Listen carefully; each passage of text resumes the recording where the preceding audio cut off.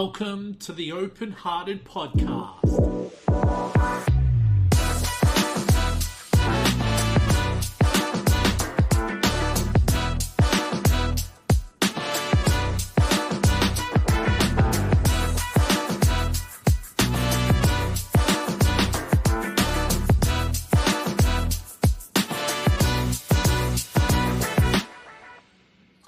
Hello and welcome to another episode of the Open Hearted Podcast. Oh my God, I forgot to press pause there and it kept on playing. But anyway, we got that happening. Technical difficulties happening everywhere on the podcast today. But look, we're here. We're ready to rock and roll. Photon John, how are you, my man? I'm having a good week. Cramming a lot of work in. About to go on tour with Gutterfire. Nice. Whereabouts you thinking about going on tour to? We're going to Cairns, Mackay, and Townsville. First time on a plane since the before times. Oh, so before COVID times. Nice, yeah. Man. Nice. Well, you know what? Considering about what we're going to be talking about today, I think, you going on tour and everything that we're going to be going over on the podcast today is going to really work in well with everything that we're going to be going over today. I got to say, big shout out to everyone who's been supporting the podcast so far, all the people who have been following us on Facebook and all of our other social media platforms. Thank you so much. It has been really good. If we do have some people listening, please, if you could comment through, that would be great. We've been having some comments, some technical difficulties with our comments recently. So please comment and hopefully we can get some comments through. If it's not working, just sit back and relax and we'll listen to some awesome people speaking about some awesome stuff. What do you reckon, Photon John? I reckon that sounds pretty good. I got many questions. Awesome. Anyway, let's get into this today. Today, what we're going to be covering is something really big, huge, and I think it's something we don't hear enough about. When I was first approached about this idea, I was thinking about it. I'm like, we hear so much about this. And the topic we're going to be covering today is supporting mental health in the arts.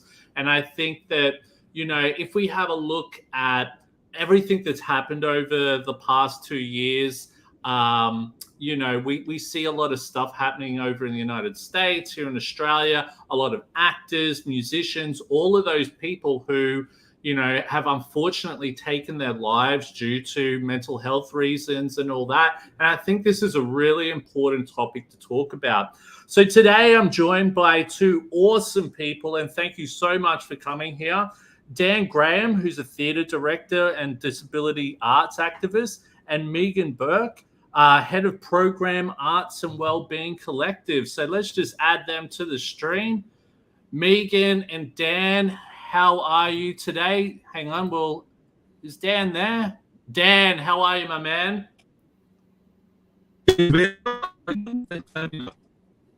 Oh, we're having a few problems there. Meghan, can you just give us a test with your microphone there? You're okay? I'm here. I can hear you. Can you hear me? Great. Yeah, awesome. I can hear you here. Well.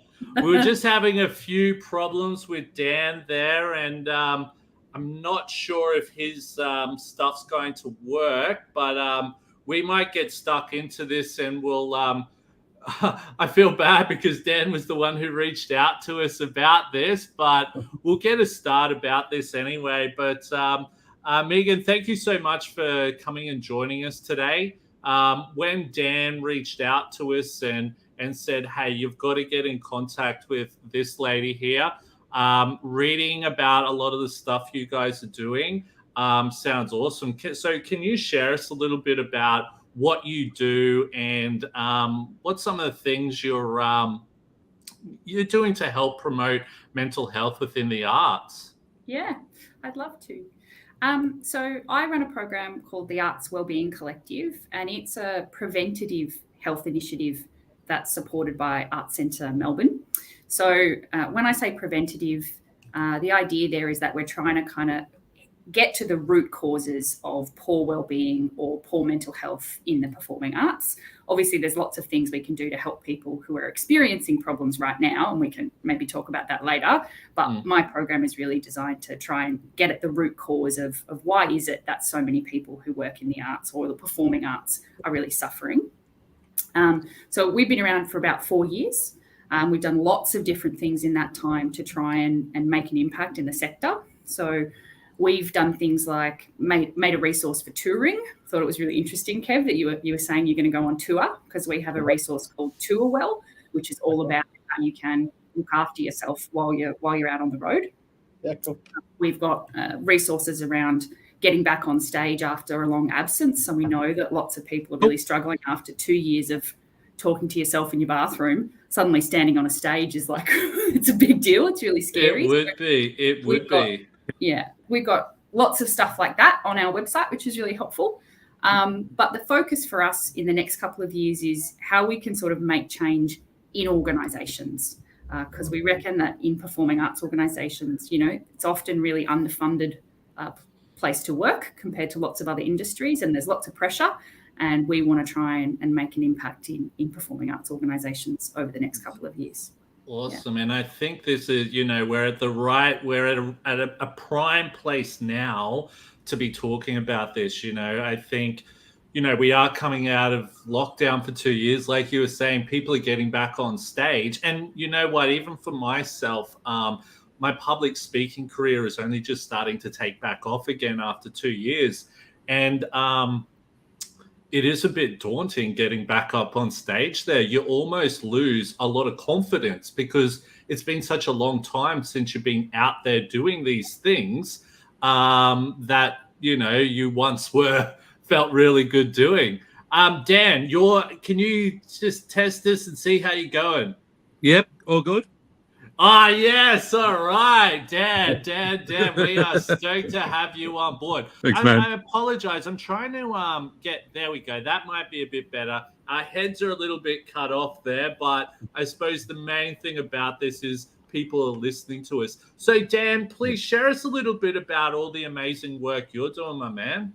I would have to say, as I said at the start, Will, thanks so much for having both Meghan and us on this podcast this afternoon, early evening, because as someone who actually identifies as being neurodiverse, it's really quite funny. I always make the mistake, and I've said this to Meghan, and I've said it to yourself individually.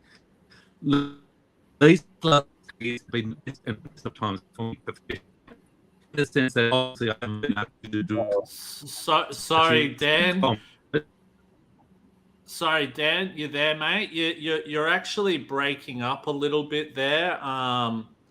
Yeah, I'm not sure. It seems like when you were about to talk, it was something really important, and it was just breaking.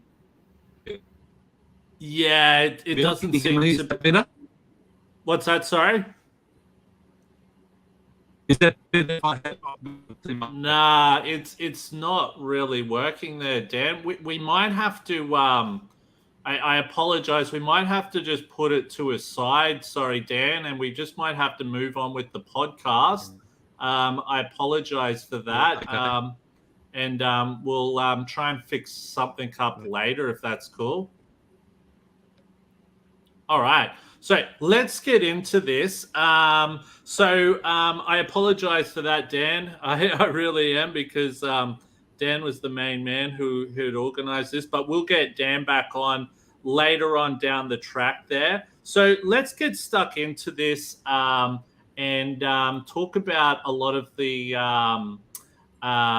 things that are happening. So I suppose what we wanted to start with, how is certain people, so Meghan, you spoke a little bit about some things earlier on in regards to people touring and all that type of stuff. So how are artists, how can they be affected by mental health when, they're traveling, or what are some of these signs?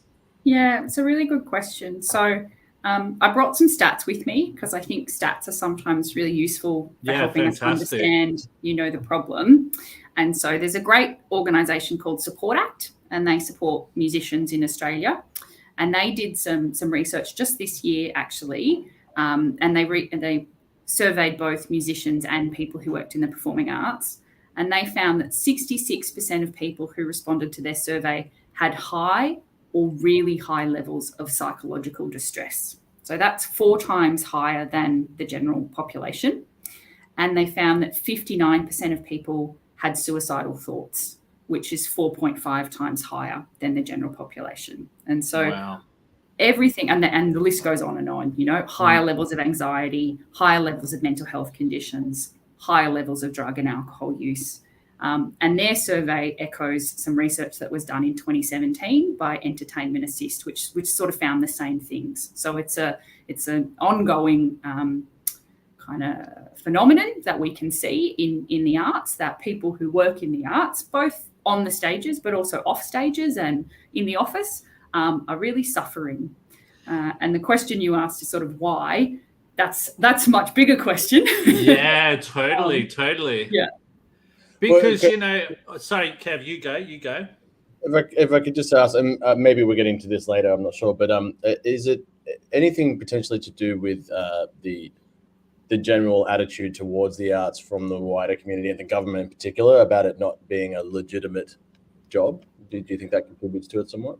I mean, I definitely think that's part of it. I reckon it's a whole bunch of things. So my personal opinion is that there's a bunch of really obvious things that affect everyone in every workplace, so how much you get paid, what hours you work, how much control you have over the tasks that you're doing in a given day, whether you like the people you're working with. There's a whole lot of things that impact anyone in any job that can, impact your mental health for the better or for the worse. But I think in their performing arts, we're just a little bit more, we've got frequency of some of those things that are negative a bit more than in other industries. So we are more likely to work really long hours. We are more likely to not be paid very well, and when you're working those long hours and when you're not being paid very well, then sometimes you don't talk to each other very nicely. And, so these things kind of compound onto each other.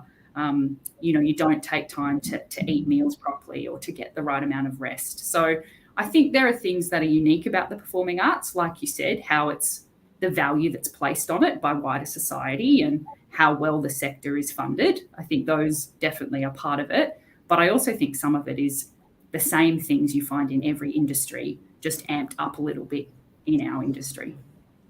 Would you say that it can be very competitive? So that can also 100%. Play a really big, I suppose, part to mental health. I think, we're talking about, my partner and I were only talking about this the other day, that, we're seeing a lot of, say Hollywood, for example, right? We're seeing a lot of older men, for example, Tom Cruise and all that, still acting way into their 50s and going on, where you're not seeing a lot of older women playing lead roles and all that type of stuff as well. So, would these types of things play a huge role on people's mental health and all of that type of stuff?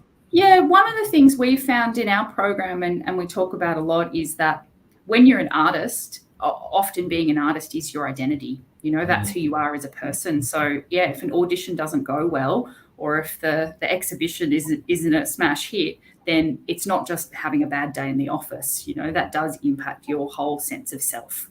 So definitely, I think the relationship you have to your work can be different in the performing arts than in other sectors. You're dead right. Yeah, totally. And I think always having to try and please people, I think that would play a really huge role. And, especially, we're very big on neurodiversity here, where, a lot of us, especially Kevin and I, we've been doing a lot of research around, friendships and dating and all that type of stuff. And a big common thing that we were seeing is something called RSD, which is rejection sensitive dysphoria.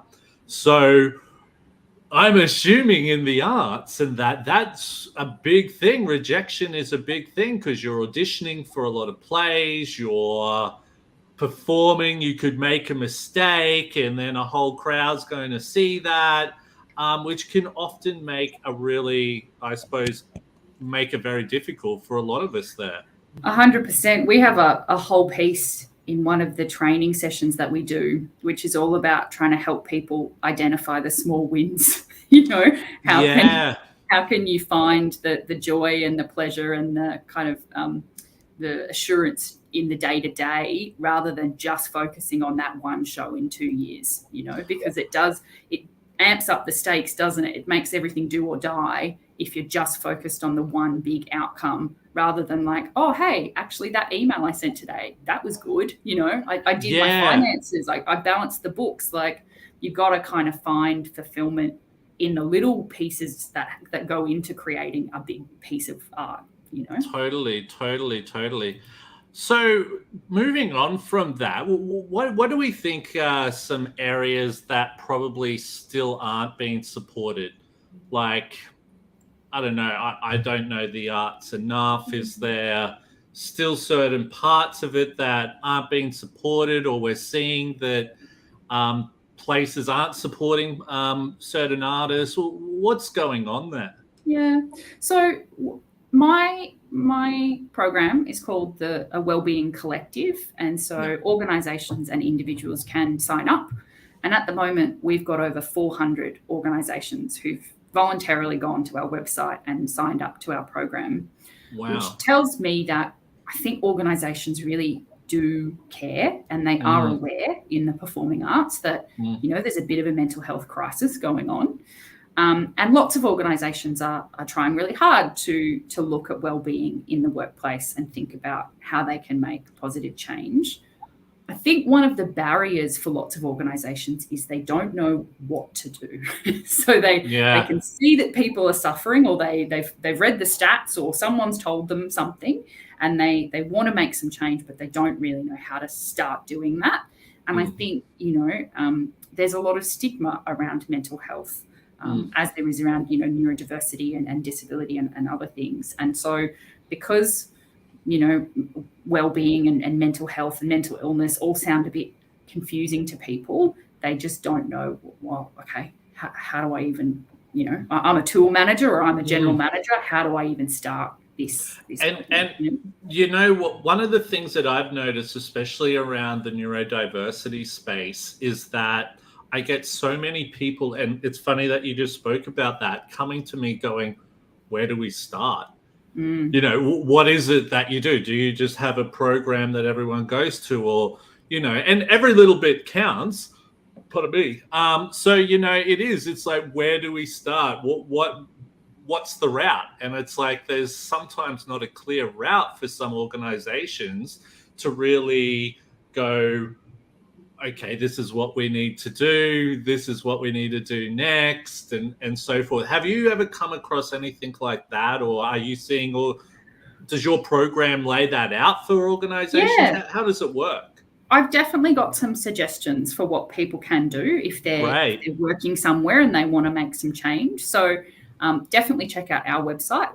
We've got quite a few resources, but the one I'd actually really recommend to people at the moment is we were funded by WorkSafe Victoria.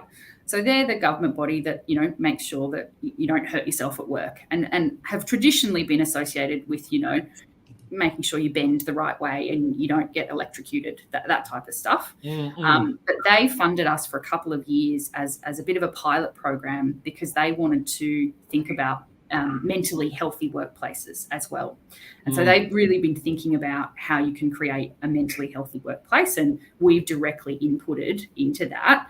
And they've identified a bit of a framework, and it's really simple. It's 11 factors that they reckon cause stress at work, and it's all available on their website. You just Google WorkSafe Victoria, and it's kind of some of those things I was talking about before. So the 11 factors that cause stress at work are things like, hang on, I've got them in front of me because I can never remember them off the top of my head. So low job control, where, you don't have a lot of say over what it is that you're undertaking. Poor support, that's really obvious, isn't it? If you don't have anyone to help you out at work, you're not going to do it. Totally. And there's a whole bunch of them, poor workplace relationships, all of that kind of stuff. But it's a really simple little framework that helps you kind of analyze your workplace right now and help you understand how well you're doing or where you might have a bit of a problem. And then the good news is that my program, the Arts Wellbeing Collective, we then have a whole set of strategies that can also help you not just look at what's wrong, but also look at what you're already doing well. So what can you do more of? Because sometimes you think, we know we've got these problems, but we don't have any money.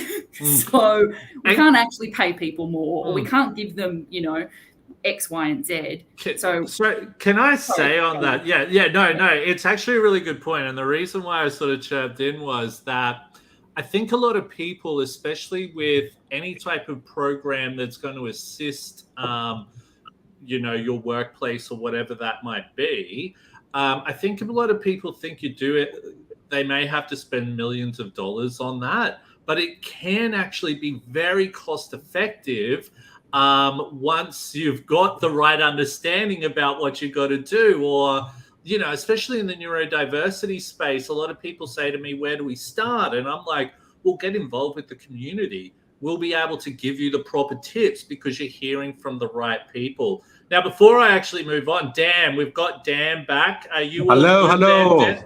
Hello, everyone. Yes, Hi, good. Finally. Finally. But yeah, we've been obviously going over some really good stuff there. Dan, what are some things that obviously we've moved on from a few topics since you've come in, mate. But what are some areas not being supported that you've seen, especially with what you do in regards to performing arts and all the great stuff you've been doing? I would have to say it's something that, back to what we're saying, like the work that Meghan and Arts Centre Melbourne are doing, in that it's so funny, what I was starting to say at the beginning was that basically this time of COVID has been the best and worst of times for me professionally. Worse in the sense that obviously I haven't been able to direct as much like any other director or creative in the performing arts, but in the best that I've been able to make contact and start working relationships, e.g. with you, Will, Meghan, etc. In terms of I'm sorry. Okay. Sorry, Joyce, I've been in a foyer. What can I say? And basically saying in terms of what support is actually available for artists with a disability. Because I always make a comment that something you just said a moment ago, Will. Arts organisations often come to me and says to me, either it's something of importance to them that they wish to address at a later stage, and my answer is, when's that later stage going to be?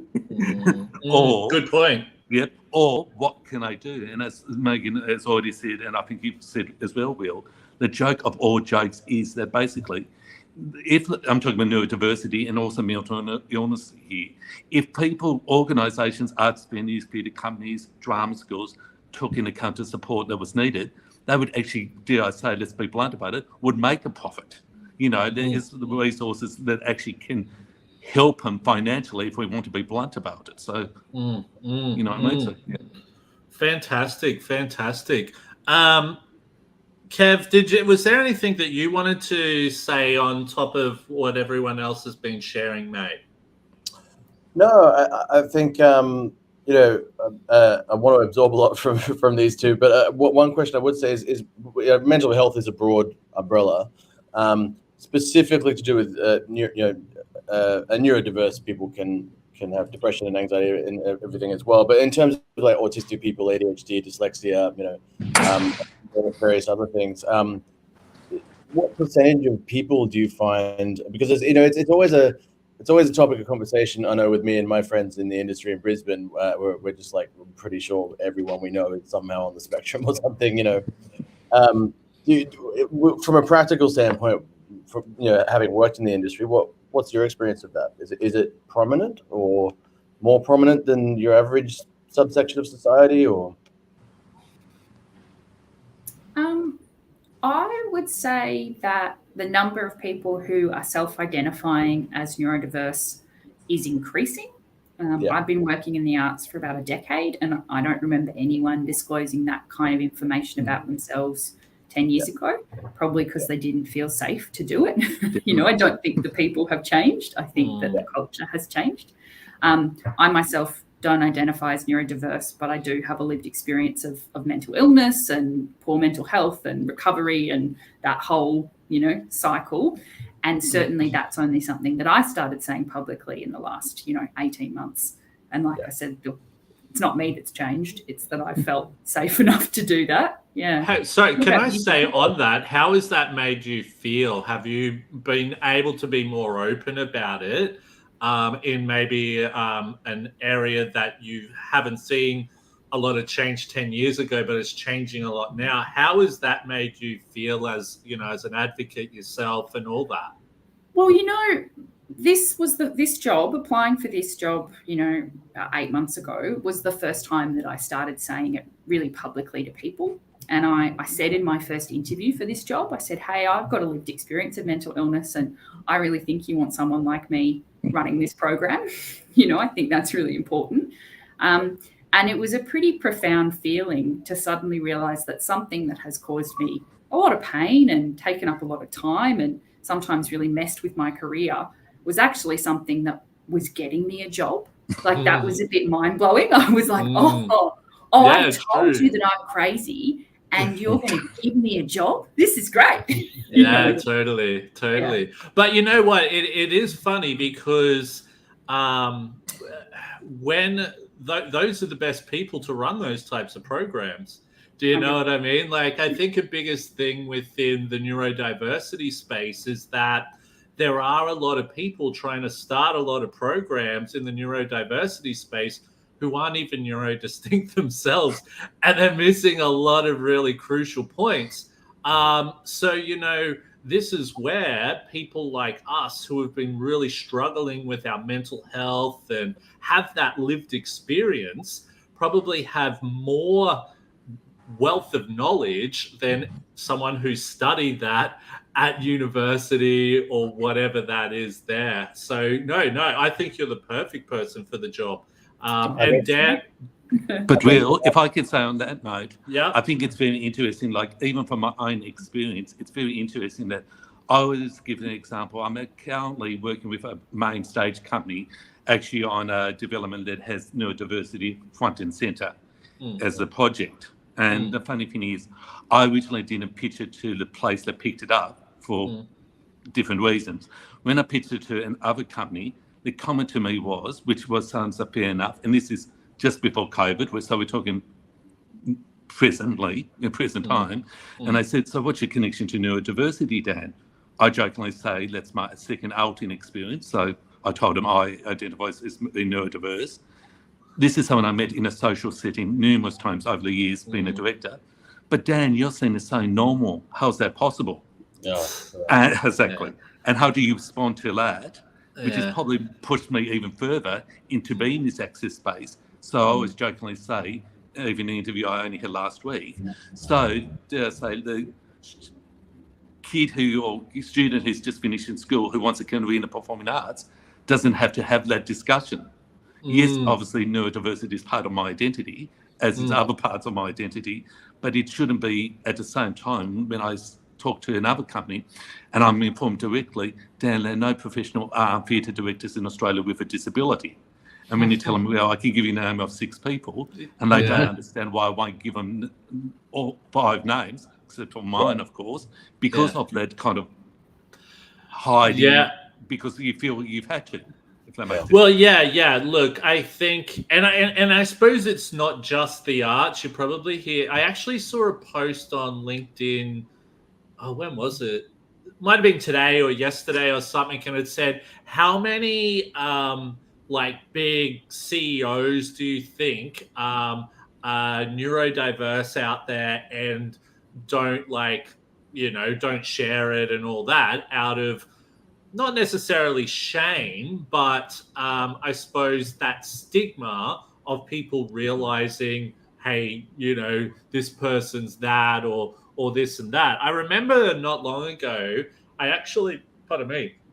when I actually had a different podcast that I was getting off the ground not long ago, and I reached out to a theatre company and it was about because I wanted to interview some dyslexic artists and all that. And I wrote to them and I said, "Oh, just out of curiosity, do you have any dyslexic artists that would be interested in being interviewed on my podcast?" And their reply was, "Look, sorry, we don't have any of them here."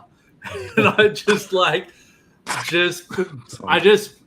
pissed myself laughing out of like, how would you even know?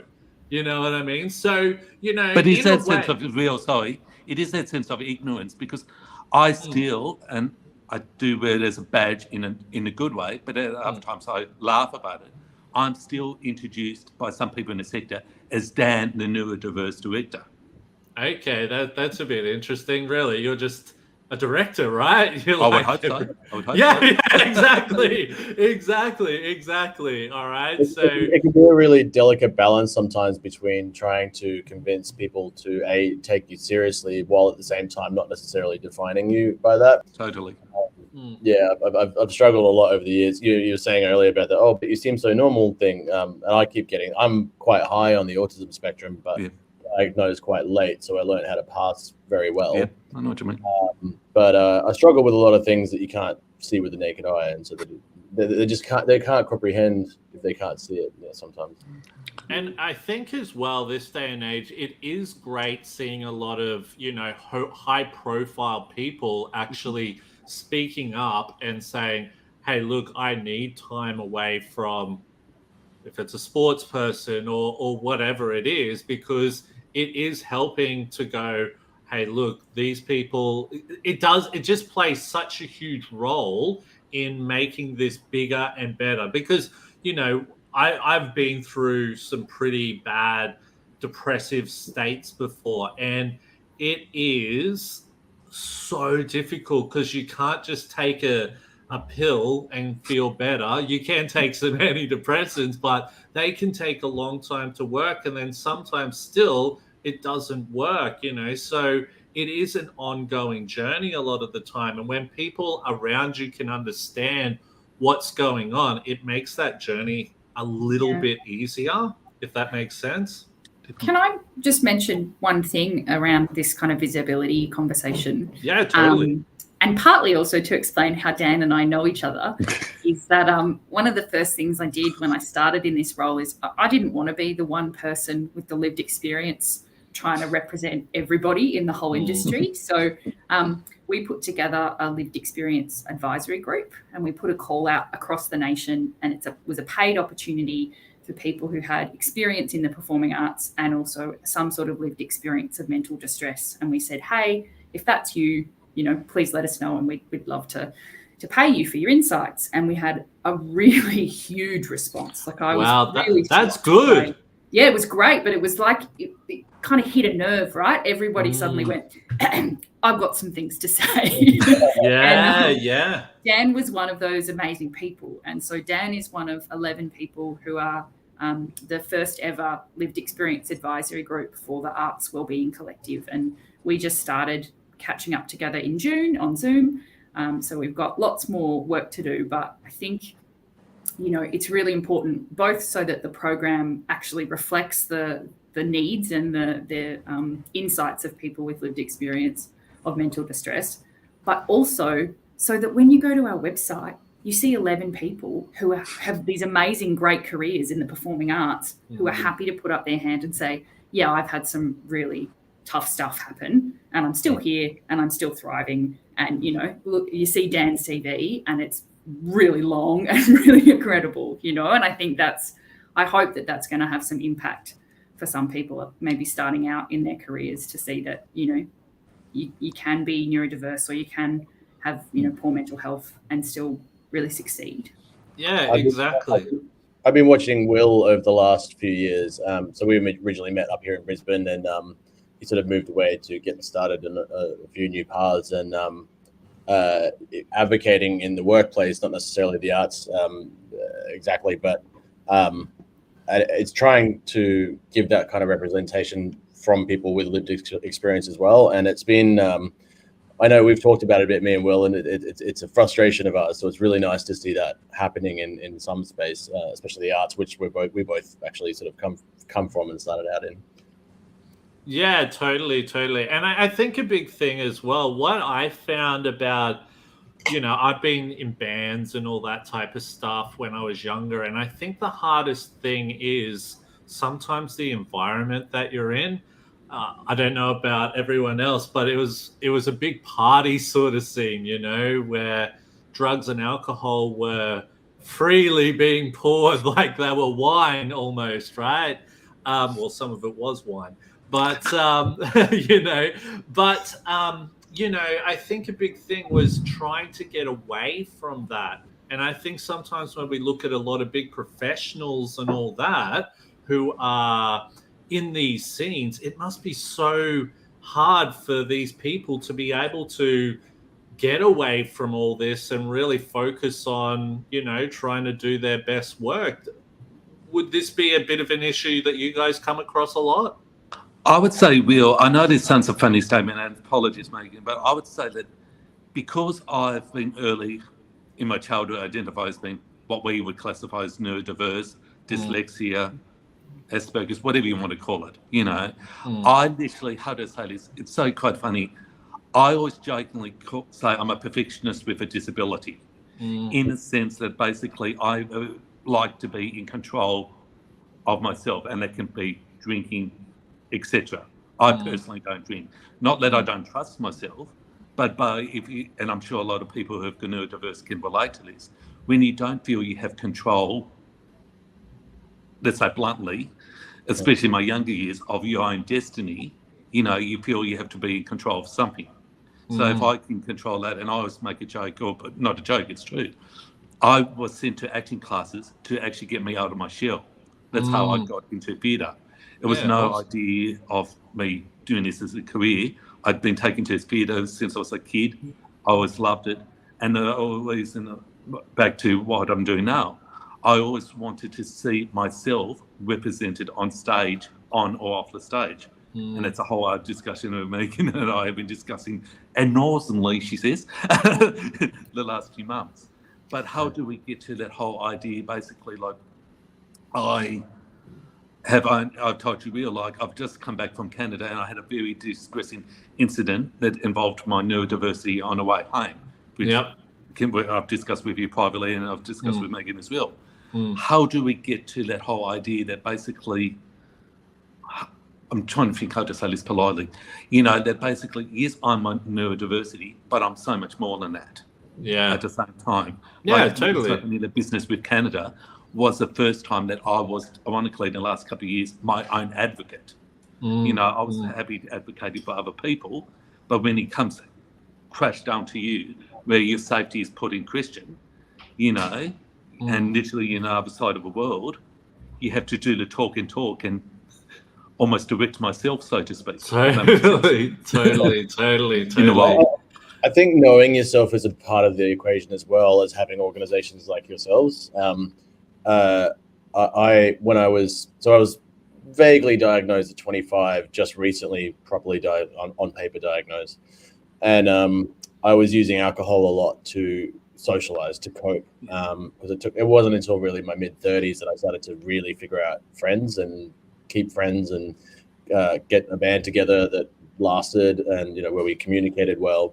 And my early 30s, I was just going through this really extended autistic burnout depression period, and that's where the support part would have been better, because and knowing myself, I wasn't properly diagnosed. I hadn't read all the literature. I didn't understand how my brain worked. I didn't know what was happening to me.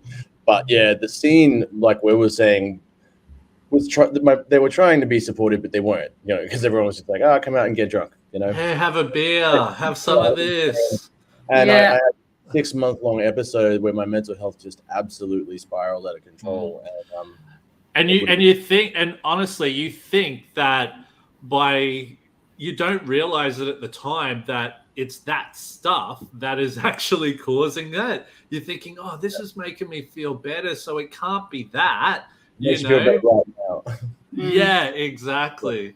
I recently went to, so Support Act are based in Sydney, the organisation that supports musicians, and they had a one-day conference that I went to, and they had a panel about exactly this, alcohol and drugs in the music industry. And, you know, like some of you just said, I'm not a drinker. I choose not to because it doesn't make me feel so good. But, you know, I think it's one thing to talk about the personal choice aspect and where you are in your own journey with alcohol and drugs. But then there's also how easy is it to get access to it. And, you know, the Support Act panel really talked about, you know, backstage, particularly once you get to a certain level of success, there's just free alcohol everywhere you look. You can't get away from it. Well, some of them people are getting paid in that. Totally. You know, your rider is part of your payment. Exactly. And it's just so, you know, someone said, what if we did responsible service of alcohol for musicians backstage? Can you imagine just saying, no, you can't have any more beer? You're over the limit. Like you would get. So yeah, I think it is about, you know, our relationship to those substances, but I also think it's about how easy we make it to access them. And also, in what other workplace is it acceptable to like turn up, drink 3 beers, and then start doing your job? Yeah, totally. Nowhere else. But if you're in a band, that's normal, you know. Exactly. You know, it's crazy. But anyway, we might move on just so we can get through this. But out of curiosity, you know, especially now we're post-COVID, we saw a lot of, you know, we saw that the arts was hit really big during the pandemic. What sort of support has the government given or continuing? Are they giving support? What's happened since, or what's been going on? Polite answer is not enough, but you want to go with that, Meghan? What someone who let's say is an independent artist. If I can just throw a little addendum in there too. The new government's really talking up supporting the arts and mental health. I'd like to know if you guys think that might change. Fingers crossed. Yeah, I'm probably not the best person to talk about this, in all honesty, because my focus really is how we can support organisations to make change. And, you know, I have to own that the government's been really great in Victoria in supporting my program. So they've you know, WorkSafe and Creative Vic and Arts Centre Melbourne itself is a part of, you know, the Victorian government, really. So from that sense, you know, I think I can point to examples where, at least in Victoria, there's some really good stuff that's been happening and continuing to happen. So that's kind of where my focus has been. But Dan, did you have a take? I would say also on that note, I'm in a funny position, Will, in the sense that if my work does tackle disability, neurodiversity, and as you said, director first and foremost, and most of my work doesn't deal with lived experience, etc. When I try to explain what access support I need, that's not always available. And I always make the comment, like, even simple things like, I've put in an application to receive some funding. I had to personally contact the funding body concerned to say I needed support with that application. And it's something almost humbling with that, because I always make the point with this. When I was at Atlantic Theatre Company and I directed in residency in New York, the first thing they asked me, and I hadn't disclosed I had a disability or neurodiversity, ironically from the previous theatre company who mentioned that comment about being seen as normal, they said to me, what access support needs did I have? And I was almost so nervous to disclose it until they told me, and I hadn't disclosed at that stage I was neurodiverse. They actually said to me, that's a question we asked, and anyone who works at our theatre company, be it someone, dare I say, behind the bar to an artistic director. And that's what I've been trying to promote to start off with, and obviously I've done a lot more since in the last few years with theatre companies, something as simple as that, you know, to give the artists, and I say artists in this instance, the opportunity to disclose what support they really need. Sorry, so if I heard you right, they asked you what type of support you needed. Did that almost knock you over hearing that? Totally. Yeah, it would, but you know what? That is fantastic to hear. Do you mind wanting to shout out that company? Yeah, sure. It was Atlantic Theatre Company. Atlantic Theatre Company. Which has its own issues. Started by David Mamet, the famous American playwright, with William H. Macy in New York. And I actually worked on a show with the French actress, Isabelle Huppert. So we're talking top league stuff. Some big people, I mean? Great. Incredible stuff. And when they asked me that, it really took my mind, blew my mind. As a result, something I don't know if you've mentioned in this podcast already, Will, I am currently the access consultant at Brand X, a performing arts venue here in Sydney. And that came from me actually developing a work which was developed at Brand X, and basically me coming back from a fellowship which I had in the UK, which was only access for artists who are neurodiverse. And so wouldn't it be great that a company such as Brand X could show the major theatre companies, no names, no factuals, that basically a smaller company could actually have the access support in place, e.g. the issues we discussed before, we don't have the resources, we don't have the money, etc. And in my role, even just the last few months, I have set up a committee which I'm the chair of, and that's part of my role as access consultant at Brand X, to actually be chair with 6 other artists with various forms of disability, but all of them are professional artists with a disability, to inform Brand X how they can make their programs, the spaces, etc., accessible for artists with a disability. And I'm trying to, obviously, I have a personal interest in that because I'm running it, but, to show that basically Brand X can show the majors, and I hate saying the majors, but you know what I mean when I say that, this is actually... If we can do it, why can't you do it? Absolutely. Yeah, absolutely. Yeah, awesome, fantastic. But yeah, it is. I think a big thing is, and this is what I push a lot on in the neurodiversity space, getting a lot of these big organizations on board who are doing great things out there to really get behind this movement, if it's mental health or neurodiversity or whatever that might be. It does make a huge difference because they've got such more of a bigger like pool of people that they deal with. So people listen. And so it does. It plays a big role there. Kevin, was there anything that you wanted to say on that, mate? No, it just, I would sort of point back to what I was saying before with, the frustrations that Will and I have spoken to a little bit, which is that they might have, neurodiversity quotas, but then once you're in the workplace, there's no ongoing support, and they don't understand what it means. They want to hire a neurodiverse person, but not support them once they're there. I know when I was younger, this wasn't really the arts, but I had this job that I really loved, working for this music video company. They just made jukeboxes, basically, like video jukeboxes. But I was so happy to be there and all that kind of stuff.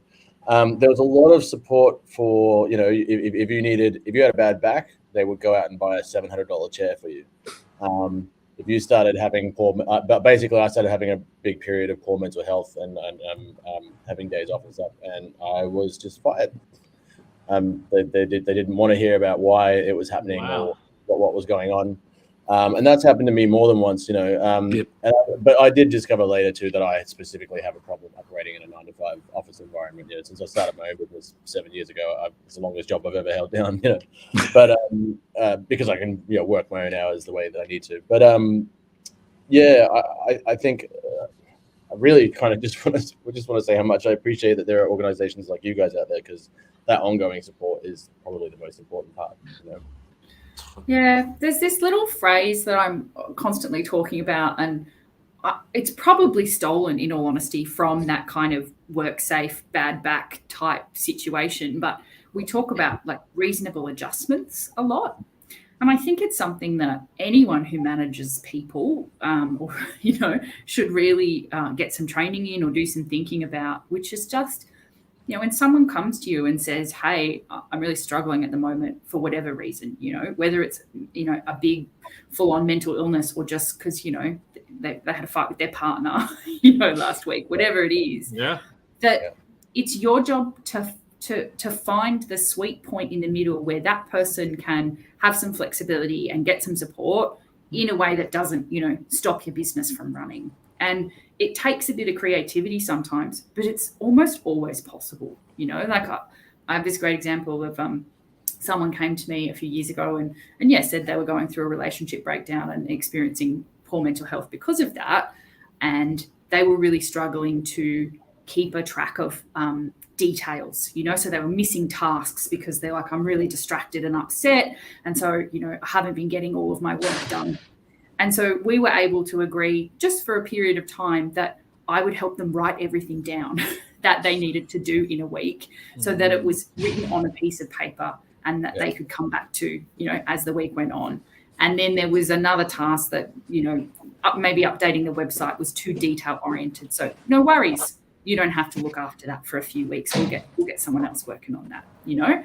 And these are not fancy $700 chair, you know, things. They're just little things that you can do to support another human for a short period of time sometimes, so that they can just go away and look after themselves and start to feel a bit better. You know? It's those little things that make a big difference, right? Yeah. But and I feel like that, you know, we've talked a lot about neurodiversity, but just, you know, these things as well, like breakups, that's a legitimate, you know, tumultuous period of your life where you really could just do with a little bit of understanding from your workplace. And there are other things like that are, I think, although I think the last couple of years have shown a lot of workplaces that mental health is a legitimate issue that they need to take seriously. I think an interesting thing in regards to that, just in regards to say mental health and is a breakup and all that, even like while people are dating, that can almost have a big effect on your mental health as well, because let's say you're going on date after date and you're just not finding the right person, you know, you're dealing with this rejection thing a lot. And we're actually finding this with a lot of research that Kevin and I have been doing in regards to trying to help neurodistinct people find friends or potential lifelong partners and all that type of stuff, where it does play a big role, and it can cause a lot of, I suppose, disheartened stuff in the workplace when you're just like, I'm drained, you know. I know I got to a point after a while where I was just like, you know what, I've had enough.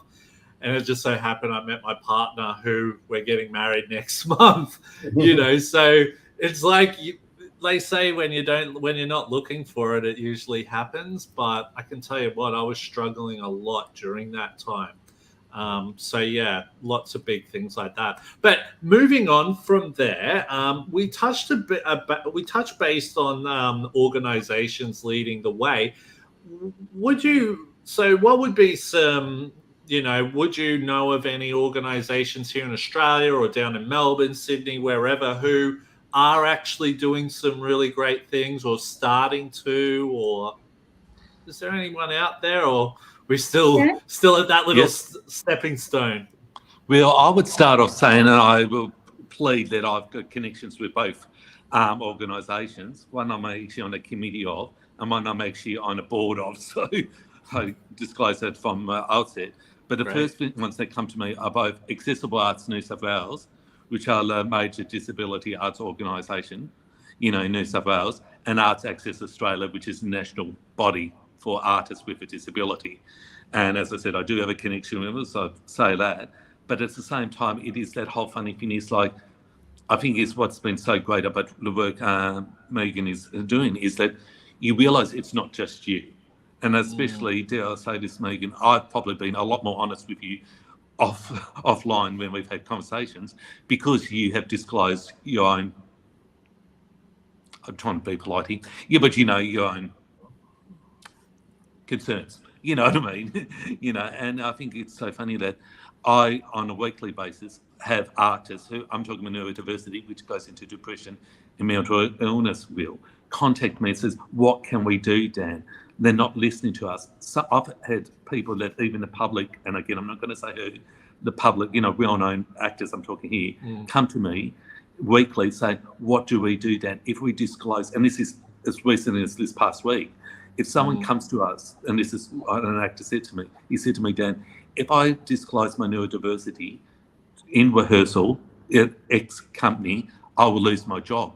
And we're talking about post-COVID, where we are meant to be all trying to come together. True. And I always make a comment, I can only talk about my own lived experience. To quote Dylan Alcott, when he said, you know, he represents a disability community, he said he doesn't represent all disability. He can only represent his own lived experience. And that's the issue example I gave about myself personally. But at the same time, when you literally have someone who, again, the public would know, literally, again, I'm not disclosing who, you can hear the distress in their voice, you know, saying, coming to me, and ironically, someone I looked up to as a kid, you know, seeing on stuff, you know, saying to me, what do we do? And at the same time, back to the neurodiversity project I'm doing. It was so funny. One thing I insisted on our first development, which happened a week before COVID, and we're going to have a next stage just in a couple of months' time, was I wanted, and this is where accessible arts came into play, to have a survey where you could be anonymous, but if you wish to contribute publicly, I would love that, because it's going to be part of the piece, interviews with performing artists, directors, playwrights, crew, etc., admin, etc., in the performing arts. If they have a neurodiversity, we were expecting a few responses, so we only had a 1 week window.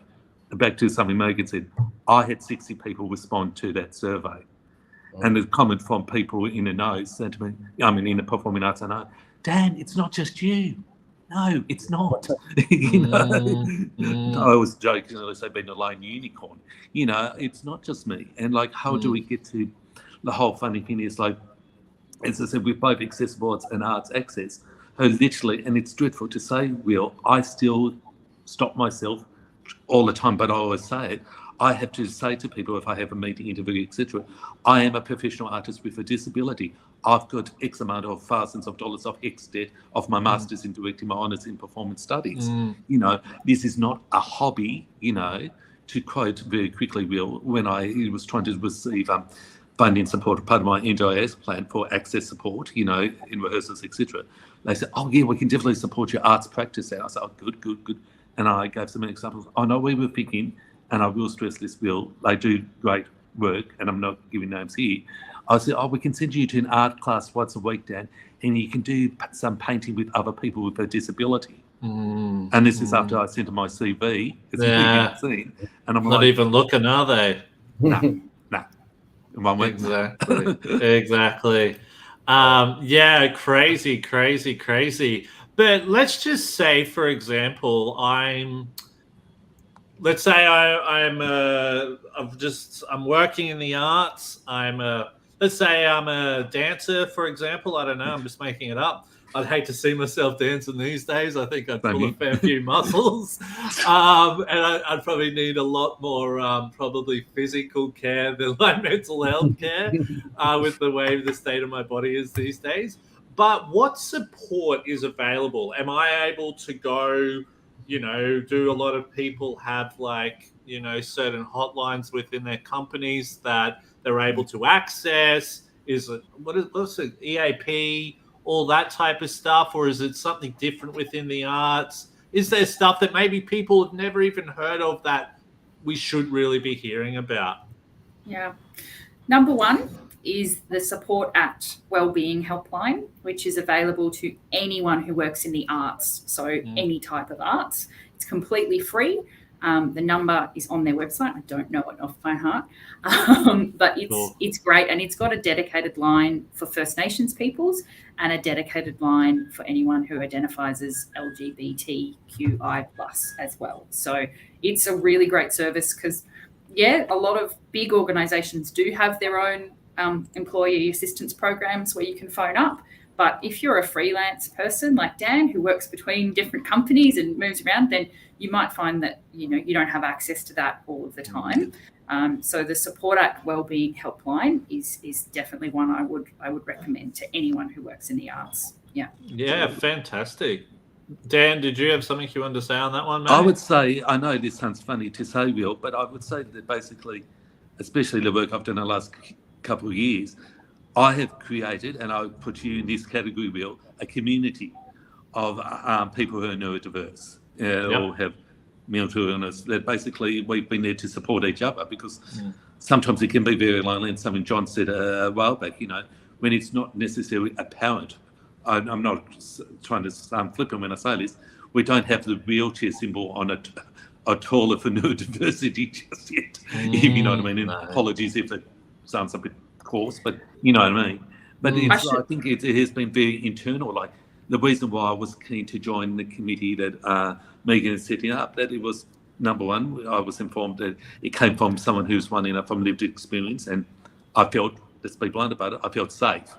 I felt I was in a safe space, that there were other people literally who have had the same difficulties, if I can be that blunt, as I have, and not to fear of being judged. At the same time, I always say there are two responses in my life, not just as an arts, that people I've had problems with.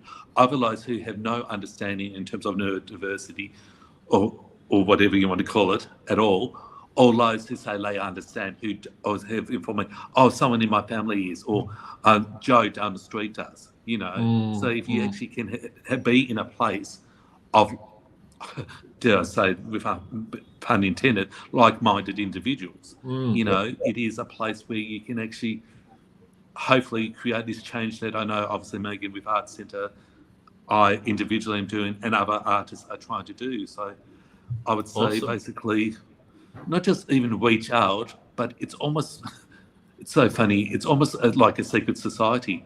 I have been at, viewed as the last couple of months, post-COVID, and if people say, you Dan, you do work in neurodiversity, don't you? I said, yes, I'm neurodiverse, Dan, can I talk to you? And it's almost like neurodiverse, Dan. And I'm serious. Some of them said, can we talk over coffee sometime, Dan? Yeah. Sure, but it is still that secretive nature, because it's so funny with the project that I'm working on, and it has been changed. The original title was Mad or Bad, which I deliberately did as a real statement in terms of how I saw things being done. Ironically, that's been changed because I've had some people take exception to that. The joke of all jokes, Will, it hasn't been the neurodiverse community who've actually criticised it. Well, of course not. It wouldn't be the neurodiverse community, Exactly. Totally. Anyway, but sorry, Meghan. Can I add one more thing? Sorry. Yep. I did mention it at the start, but I'd kick myself if I didn't do it later. The other place you can get support is obviously the Arts Wellbeing Collective website. If you're in distress, call the helpline. But if you're looking for those resources, come to us. Totally. And what I think what we might do as well, for anyone who's listening, we might post up the links to your guys' website and the other one that you mentioned as well, just for in case anyone wants to and for the YouTube channel, we may even put it in the description as well, so people can find that. It sounds like they're pulling down the apartment wherever you're at there, Dan. No comment. Don't ask. No comment.